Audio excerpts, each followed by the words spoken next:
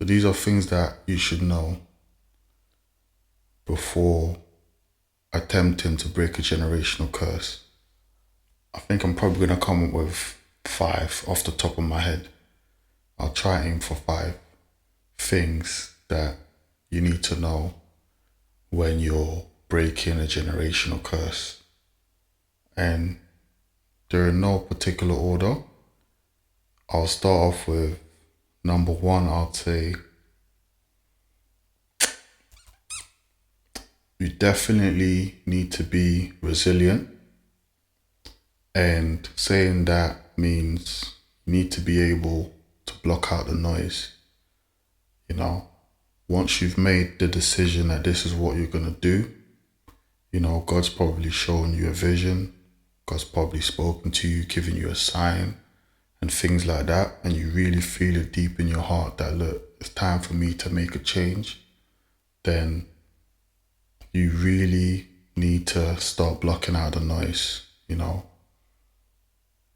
In a way, don't really trust anyone. I'm not saying go around, start blaming people or avoiding people or, screw facing people, arguing with people, pointing fingers. No, don't do none of that. Just go about your way, mind your business, look after yourself, but definitely beware, what does it say? Guard your airways, make sure you are around people who are going to encourage you if they see that you're doing something, you're trying to make a change, for the better, and just block out the rest of the noise. There's going to be a lot of doubters, but you just got to remember why you're doing this.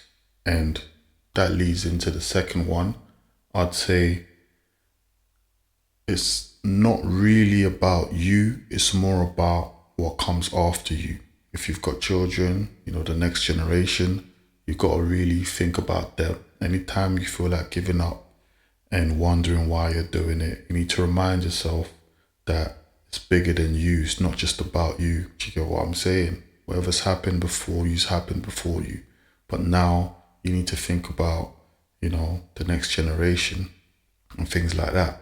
So having that mindset, you've also got to now realize that you have to, in a way, you're interceding for your children as well, so you've got to remember to pray for them as well, plead the blood of Jesus over them and things like that, protection and things like that, because the enemy will try, while you're trying to break these generational curses, the enemy will try and, in one way or another, attack your, your young ones.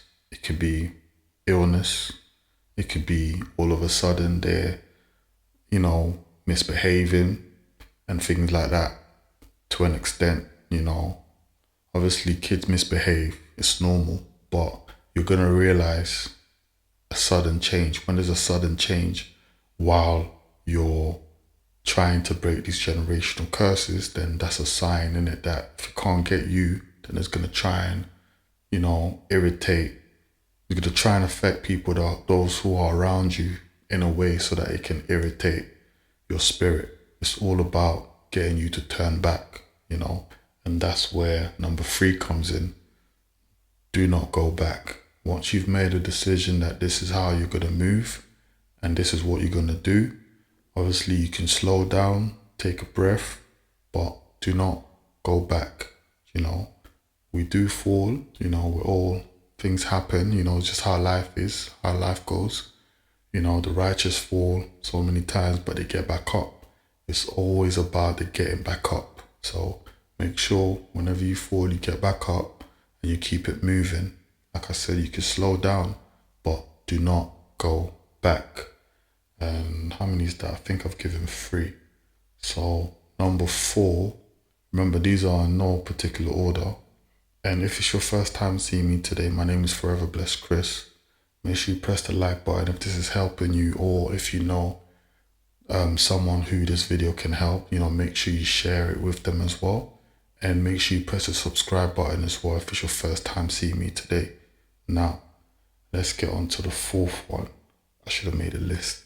Should have written it down. But off the top of my head, I'd say, yeah, it's very important for you to detach yourself from people that you know are going to affect this walk, this change that you're trying to do.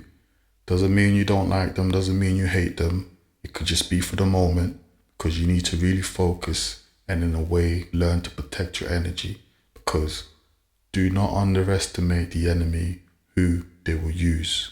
Do you get what I'm saying? It could be something that someone says.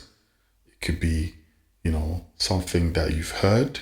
It could be anything, something that someone does, and they might not even have meant it, but they're allowed to be used by the enemy. So for that reason, once you start noticing things, some type of bad vibe, then make sure that you take yourself out away from that situation and that person, because like I said, it's all about triggering you, and you got to be really sensitive in the spirit in these very moments, because any little thing can, just send you, can bring a distraction, and it's not good, because you really need, because this is not a joke. The enemy does not want you to attempt these things. Do you get it? So not a lot of people, they might know that there's something wrong within their bloodline or within their life and things like that, but they're just not prepared to make that change. So from when you've chosen to do that, you've got to take this very seriously, because the enemy definitely is taking it very seriously. So that's the fourth one. And the fifth one, the last one, what would I say? Try yourself. You have to try your best to be blameless, and by that I mean anything that you're participating in, any bad habits, anything that could leave an open door, you need to shut it. You need to start stopping these things. Talk to God. Be on. Unload it onto Him. So make sure. Because you can do everything through Christ who strengthens you, but it's all about being genuine and really wanting to make that change. So yeah, like all the bad habits and things that can affect you in a way, all the addictions and all the people that you just can't stop seeing, that you really depend on, because it's all about, like the first commandment says, isn't it? Like, don't serve anything other than God. You get it? So we serve a jealous God. So you got to make sure that you're ready, you're really trying to let go of anything that's going to leave an open door, because,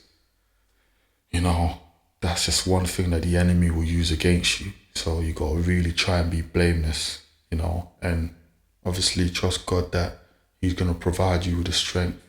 Once He sees that you really mean it, trust me, like, you'll overcome these things. And that's just the 5 that I've given. Now, let me know down in the comment section as well if you feel like I've missed out any. These are just off the top of my head anyway. But let me know what you've tried.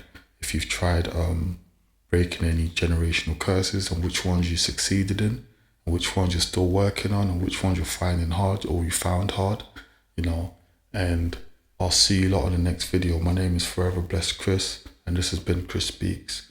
I love you. Remember that, Yeshua loves you even more. And I'll see you in the next video.